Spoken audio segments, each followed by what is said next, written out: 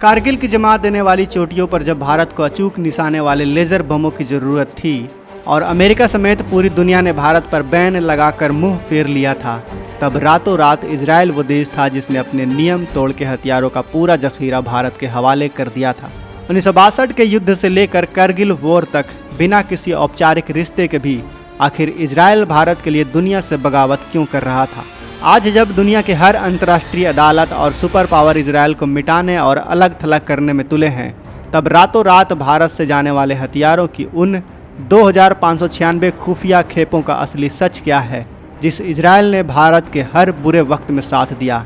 आज कैसे भारत की एक सीक्रेट सप्लाई चेन और हजारों मजदूरों की फौज ने इजराइल को घुटने पर आने से बचा लिया है। बंद कमरे के अंदर पीएम मोदी, NSA अजीत डोभाल और एस जयशंकर आखिर इजराइल के साथ मिलकर कौन सी ग्रैंड स्ट्रेटजी रच रहे हैं। दोस्तों, आपको लगता है कि भारत और इजराइल का रिश्ता सिर्फ मिसाइलों और ड्रोन की खरीद फरोख्त तक सीमित है, लेकिन 21वीं सेंचुरी की डीप टेक, AI और साइबर सिक्योरिटी की सुनामी के अंदर भारत के मैन्युफैक्चरिंग और इजराइल का दिमाग मिलकर के एक ऐसा बवंडर तैयार कर रहे हैं जिसे चाह करके भी अमेरिका या फिर चाइना कभी नहीं तोड़ पाएंगे। तो दोस्तों, आखिर क्या है पूरा मामला, चलिए जानते हैं। लेकिन वीडियो में आगे जाने से पहले दोस्तों, इजराइल के लिए वीडियो को लाइक करके कमेंट बॉक्स में जय हिंद जरूर लिखें। याद रहे, जय हिंद कहना हम सब के लिए गर्व की बात है।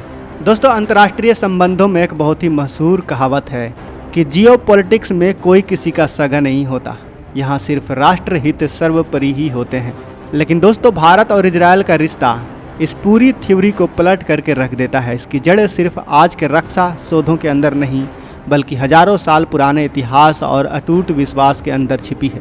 यहूदी समुदाय पिछले 2000 सालों से दुनिया भर के अंदर, खास करके यूरोप और मध्य पूर्व के अंदर भयंकर अत्याचार और एंटी सेमिटिज्म का शिकार हुए हैं। लेकिन दोस्तों, भारत दुनिया का इकलौता ऐसा देश है जहां शरण लेने वाले यहूदियों का कभी धार्मिक उत्पीड़न नहीं हुआ।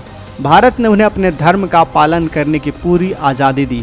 इजराइल के लोग और वहां की सरकारें भारत के इस ऐतिहासिक एहसान को आज तक नहीं भूलती, और यही वजह है कि जब 1992 तक भारत और इजराइल के बीच कोई पूर्ण राजनीतिक संबंध नहीं थे, तब भी इजराइल ने भारत के हर बड़े संकट के अंदर अपनी पूरी ताकत झोंक दी। 1962 में जब चाइना ने भारत के ऊपर अटैक किया था, तब भारत के सैन्य साजो सामान की भारी कमी से जूझ रहा था। उस वक्त प्रधानमंत्री नेहरू ने इजराइल के प्रधानमंत्री डेविड बेन गुरियन को पत्र लिख करके मदद मांगी थी। बिना किसी औपचारिक संधि के इजराइल ने तुरंत भारी मात्रा के अंदर मोटार और गोला बारूद भारत भेजे थे। दोस्तों, इजराइल ने तब साफ कह दिया था कि हथियार इजरायली पहचान के साथ ही जाएंगे। इसके बाद दोस्तों, 1965 और 1971 के युद्ध में भी जब अमेरिका और ब्रिटेन ने भारत के ऊपर हथियारों का प्रतिबंध लगा दिया था, तब इजराइल ने M58 मोटार सप्लाई किए थे। दोस्तों, 1971 के बांग्लादेश मुक्ति संग्राम में तो इजराइल की तत्कालीन प्रधानमंत्री गोल्डमेयर ने फ्रांस से इजराइल के लिए आ रहे हथियारों के शिपमेंट को बीच रास्ते से ही भारत की ओर मोड़ दिया था। मोसाद ने भारत की खुफिया एजेंसी रॉ को पाकिस्तानी सेना के मूवमेंट की क्रिटिकल इंटेलिजेंस मुहैया करवाई थी। और दोस्तों, फिर आया 1999 का कारगिल युद्ध। पाकिस्तानी सेना बर्फ से ढकी चोटियों पर घात लगाए बैठी थी और भारतीय वायुसेना को सटीक हमले के अंदर भारी दिक्कतें आ रही थी। 1998 के पोखरण परमाणु परीक्षण के कारण वेस्टर्न कंट्रीज ने भारत के ऊपर कड़े सैंक्शन लगा रखे थे। ऐसे टाइम के अंदर जब दुनिया का कोई भी देश भारत की मदद के लिए आगे नहीं आ रहा था, तब इजराइल ने रातों रात भारत को प्रेसिजन गाइडेड म्यूनिशन यानी कि लेज़र गाइडेड बम प्रोवाइड किए थे। दोस्तों, इन्हें मिराज 2000 फाइटर जेट्स के अंदर फिट किया गया और इसके बाद में टाइगर हिल से लेकर हर चोटी पर बैठे दुश्मनों के बंकरों को पूरी तरह से तबाह कर दिया गया। इजराइल ने अपने सर्च और हेरोन ड्रोन को भी भारत को दिए, जिससे पहाड़ों की चोटियों की लाइव तस्वीरें भारतीय सेना को मिली। दोस्तों, उस समय भारत को सैन्य साजो सामान, खास करके मोटार और गोला बारूद की तत्काल ज़रूरत थी, और इजराइल ने वेस्टर्न सेंसर को ठेंगा दिखाते हुए भारत की मदद की थी। इसके बाद में दोस्तों, इजराइल भारत का रसिया के बाद दूसरा सबसे भरोसेमंद रक्षा साझेदार बन गया। दोस्तों, Stockholm International Peace Research Institute यानी कि सिप्री के डेटा के मुताबिक भारत लगातार इजराइल के डिफेंस एक्सपोर्ट के सबसे बड़े खरीदारों के अंदर शामिल रहा, और अब इजराइल हथियारों की सप्लाई के मामले में रसिया, अमेरिका और फ्रांस के बाद भारत में चौथा सबसे बड़ा सप्लायर बना हुआ है।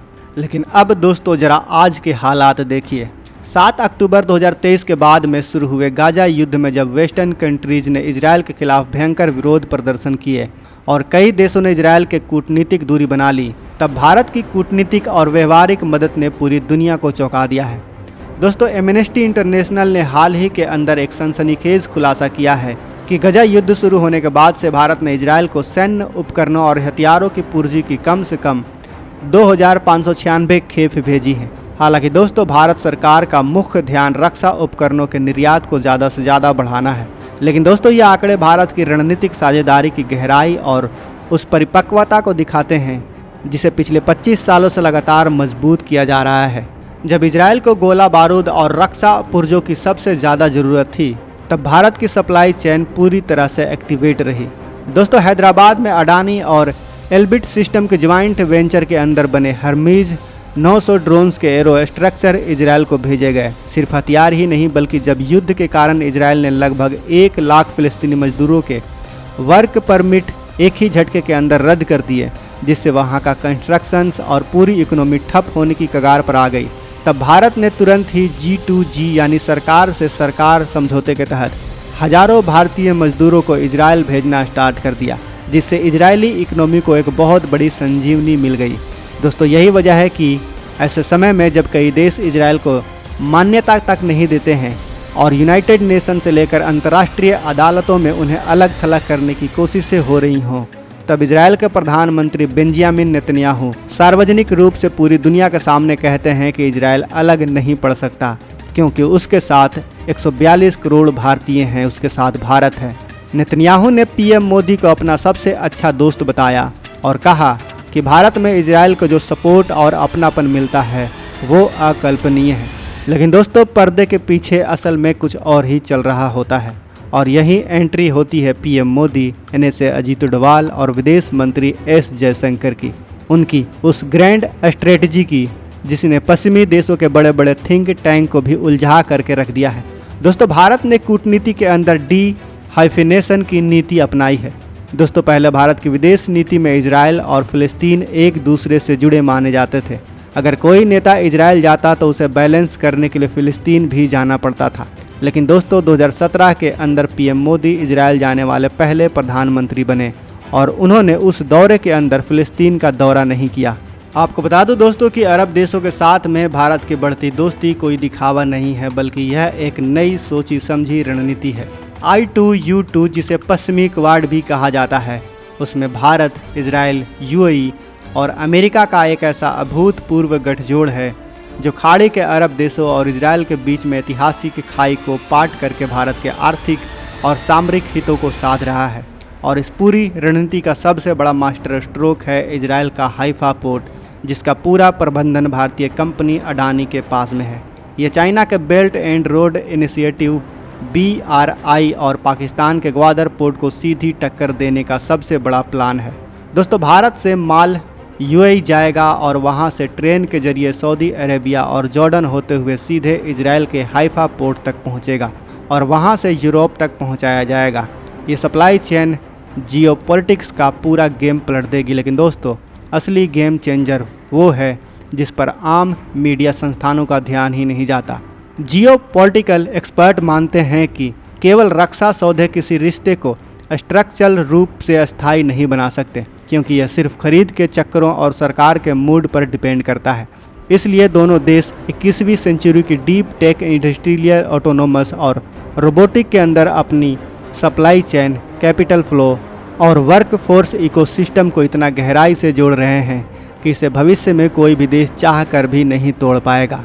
दोस्तों, जब भारत का यह विशाल स्केल और इजरायल का दिमाग एक साथ मिला तो चाइना और अमेरिका जैसी सुपर पावर भी इस अदृश्य ताकत का मुकाबला करने के लिए बिल्कुल हाथ खड़े कर दिए।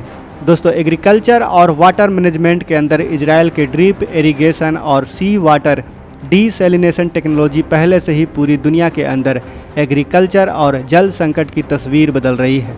इसी आर्थिक तालमेल को संस्थागत ढांचा देने के लिए दोनों सरकारें सितंबर 2025 के अंदर एक द्विपक्षीय निवेश समझौते के ऊपर हस्ताक्षर किए और नवंबर 2025 के अंदर एक व्यापक फ्री ट्रेड एग्रीमेंट यानी FTA पर बातचीत स्टार्ट हो गई, जो 2026 के अंदर जारी है और बहुत जल्द पूरी होने वाली है। दोस्तों, जैसे जैसे भारत का रक्षा उद्योग दुनिया भर के अंदर बढ़ रहा है और रणनीतिक साझेदारियां गहरी हो रही हैं, पूरी दुनिया को अचंभे में डाल रही हैं कि भारत ने आखिर ये सब किया तो कैसे किया। अभी हाल ही में सिप्री की रिपोर्ट आई है और कई मीडिया संस्थान की रिपोर्ट आई है कि भारत ने 2596 खेप इजराइल को गुपचुप तरीके से भेजी हैं, जिनमें घातक हथियारें और उन्हें बनाने वाले कंपोनेंट्स मौजूद थे। इजराइल ने भारत से बस एक बार कहा कि उसे मदद चाहिए और भारत ने पूरी लाइन लगा दी अपने हथियार भेजकर। और ये रिपोर्ट पूरी दुनिया को चौंका रही है, क्योंकि ऐसे वक्त में इजराइल को भारत ने मदद की है जब इजराइल को सबसे ज़्यादा मदद की ज़रूरत थी। और इसीलिए तो अभी हाल ही में इजराइल ने खुले आम कहा था कि दुनिया उसे भले ही अलग थलग कर दे, उसे कोई फ़र्क नहीं पड़ता, क्योंकि उसके साथ भारत है, उसके साथ भारत के 142 करोड़ भारतीय हैं। वैसे दोस्तों, इस पूरे मामले पर आपकी क्या राय है? क्या आपको लगता है कि भारत की यह कूटनीतिक और इजराइल के साथ यह मजबूत साझेदारी बिल्कुल सही कदम है? आपको क्या लगता है, क्या सोचते हैं? आप बिल्कुल आज़ाद होकर अपनी राय हमें कमेंट बॉक्स में ज़रूर बताएं। हम आपके कमेंट का इंतज़ार कर रहे हैं। अगर आपको यह वीडियो ज्ञानवर्धक और पसंद आया हो तो इसे एक लाइक ज़रूर करें और अपने दोस्तों के साथ शेयर करें। और देश दुनिया से जुड़ी ऐसे ही रणनीतिक और एक्सक्लूसिव जियो पॉलिटिकल खबरों से लगातार अपडेट रहने के लिए हमारे चैनल को अभी सब्सक्राइब करें और बेल आइकन दबाना बिल्कुल भी ना भूलें। मिलते हैं अगले वीडियो में। जय हिंद, जय भारत।